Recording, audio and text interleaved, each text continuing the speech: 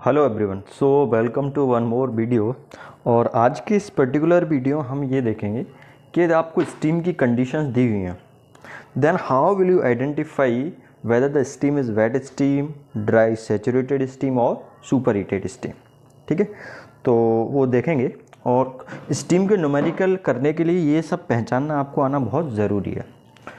तो सबसे पहले जैसे इसमें पहला केस दिया हुआ है ना, प्रेशर 10 बार दिया है और वॉल्यूम दिया है 0.175 मीटर क्यूब पर केजी। देखिए इसमें लॉजिक वही लगेगा, जैसे फॉर एग्जांपल मैं बात करूं लिक्विड और गैस की कंपैरिजन करें। ठीक है, तो यदि हम लिक्विड और गैस की कंपैरिजन करें तो ऑब्वियसली लिक्विड क्या होगा, कम स्पेस से ऑक्यूपाई करेगा इन कंपेरिजन टू गैसेस। इसको हम दूसरी तरह से ये बोल सकते हैं कि जो गैस होती है उसका स्पेसिंग वॉल्यूम ज़्यादा होगा इन कंपेरिजन टू लिक्विड। तो सेम लॉजिक यहाँ पर भी यूज़ होता है कि आपका वेट स्टीम होती है उसका स्पेसिफिक वॉल्यूम कम होता है ड्राई स्टीम से, है ना, या मैं बोलूँ ड्राई स्टीम का स्पेसिफिक वॉल्यूम ज़्यादा होता है in comparison to wet steam. ठीक है, यदि ड्राई स्टीम और सुपर हीटेड स्टीम की बात करें तो सुपर हीटेड स्टीम होगी उसका स्पेसिफिक वॉल्यूम ज़्यादा होगा in comparison to dry steam. ठीक है, तो मैं एक तरह से बोलूँ यदि मैं इसको डिसेंडिंग ऑर्डर में बोलूँ, ठीक है, तो सबसे पहले कौन सी सबसे ज़्यादा वॉल्यूम किसका होगा, सुपर हीटेड स्टीम का, उसके बाद ड्राई सैचुरेटेड स्टीम और उसके बाद वेट स्टीम। अब यहाँ पे जैसे 10 बार दिया हुआ है, इसके करस्पॉन्डिंग हम क्या देखेंगे, वीजी देखेंगे। इसके करस्पॉन्डिंग क्या देखेंगे, वीजी। वीजी का क्या मतलब होगा, वीजी का मतलब होगा 10 बार के करस्पॉन्डिंग आपका ड्राई सैचुरेटेड स्टीम का स्पेसिफिक वॉल्यूम। ठीक है, ये चीज़ आपको समझ में आती है। यदि 10 बार के करस्पॉन्डिंग जो स्पेसिफिक वॉल्यूम दिया हुआ है, ठीक है, वो स्पेसिफिक वॉल्यूम इससे मान लीजिए कम हुआ, ठीक है, तो ये ज़्यादा हो गया ड्राई सैचुरेट से, ड्राई सैचुरेट से ये स्पेसिफिक वॉल्यूम ज़्यादा है, इसका मतलब ये जो स्टीम है ये स्टीम कैसी होगी, सुपर हीटेड होगी।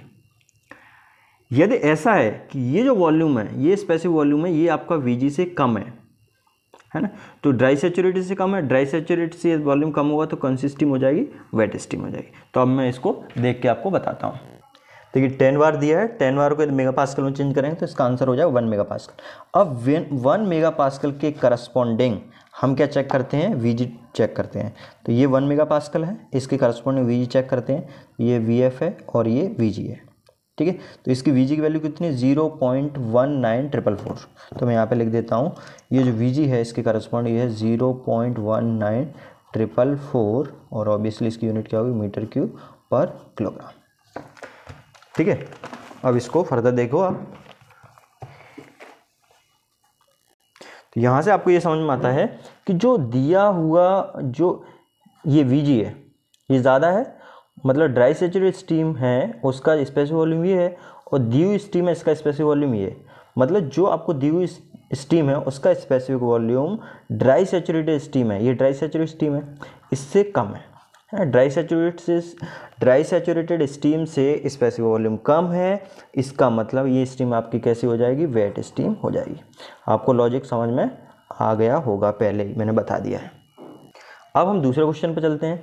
इसमें 50 बार दिया और टेम्परेचर दिया 220 डिग्री सेल्सियस। तो इसका तो सीधा सा है, इसके करस्पॉन्डिंग आप सैचुरेशन टेम्परेचर देख लीजिए।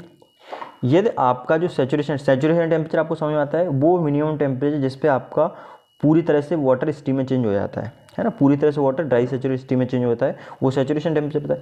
यदि इसका जो सैचुरेशन टेम्परेचर है वो इस टेम्परेचर से क्या होगा, कम होगा, तो कैसा होगा, सुपर हीटेड स्टीम होगा ऑब्वियसली। ठीक है, तो जैसे 100, यदि हम 1 बार की बात करें, 1 बार एटमॉस्फेरिक प्रेशर के corresponding saturation temperature 100 degree Celsius है। यदि मान लो हमको दिया हुआ है कि एटमॉस्फेरिक प्रेशर दिया हो और 120 डिग्री सेल्सियस टेम्परेचर दिया हो, तो ऑब्वियसली 120 डिग्री सेल्सियस है इसलिए वो स्टीम कैसी होगी, सुपर हीटेड स्टीम होगी। अब हम यदि इस केस में बात करें तो 1.5 बार देखना पड़ेगा, तो 1.5 देखते हैं। 1.5 बार है, इसका मतलब 1.5 मेगा पास्कल हो जाएगा, ये मैंने कन्वर्ट करना पहले ही बताया है आपको। तो ये 1.5 यहाँ पर है, ठीक है, तो 1.5 के करस्पॉन्डिंग हम सैचुरेशन टेम्परेचर देखें तो कितना आ रहा है, 198, ये सैचुरेशन टेम्परेचर इसका है ना। तो चूंकि सैचुरेशन टेम्परेचर है, ये जो दिया हुआ टेम्परेचर है, ये दिया हुआ टेम्परेचर सैचुरेशन टेम्परेचर ज़्यादा है, तो टी गिवन है ना is greater than T saturated. तो ऑब्वियसली इस केस में जो स्टीम होगी ऐसी स्टीम होगी, सुपर हीटेड स्टीम होगी, सुपर हीटेड स्टीम ये होगी। ठीक है, समझ में आता है। अब हम देखते हैं तीसरा case. Steam has a pressure of 20 bar 20 bar pressure है इसमें और 2700 किलो जूल पर केजी हीट सप्लाई कर रहे हैं, मतलब इसकी इंथैल्पी दी हुई है H। ठीक है, अब यहाँ पे आप लॉजिक समझिए। सब जो स्टीम का फॉर्मेशन होता है, यदि हम Hg की बात करें तो Hg का क्या मतलब होता है? Hg का मतलब होता है आप जो हीट सप्लाई कर रहे हैं किसको, 0 डिग्री वाटर को स्टीम में चेंज करने के लिए जो हीट सप्लाई कर रहे हैं वो Hg है। ठीक है, अब यदि ये जो एंथैल्पी दी हुई है ये Hg से कम होगी तो ऑब्वियसली आपने उतनी एंथैल्पी मतलब उतनी हीट सप्लाई नहीं की जितनी हीट से वाटर किसमें चेंज होता था, ड्राई सैचुरेटेड स्टीम। इसका मतलब आपने कम हीट सप्लाई की तो आपको कैसी स्टीम मिलेगी? वेट स्टीम मिलेगी।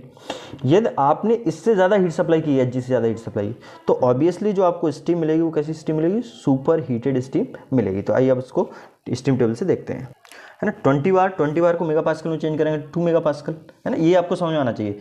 1 बार इक्वल्स 10⁵ पास्कल और 1 मेगा पास्कल आपको समझ में आता है कितना?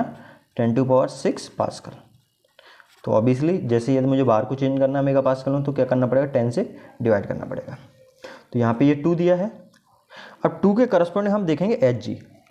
ठीक है, 2 के करस्पॉन्डिंग क्या देखेंगे? Hg। तो अब देखो ये Hg है, ठीक है। अब ये 2 है, तो 2 के करस्पॉन्डिंग जो Hg है वो कितना? 2799 है। ठीक है, तो इसकी Hg की वैल्यू कितनी है?